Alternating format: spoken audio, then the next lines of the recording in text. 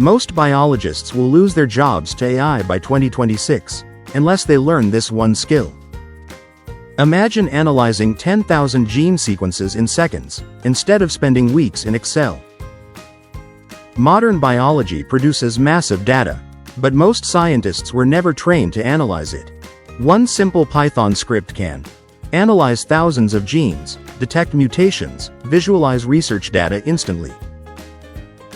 Top researchers are already using Python to discover new vaccines, drug resistance mutations, disease prediction models. That's why I created a Data Science for Biologists micro course. Learn Python, genomics analysis, real research workflows. The future biologist is not just a scientist.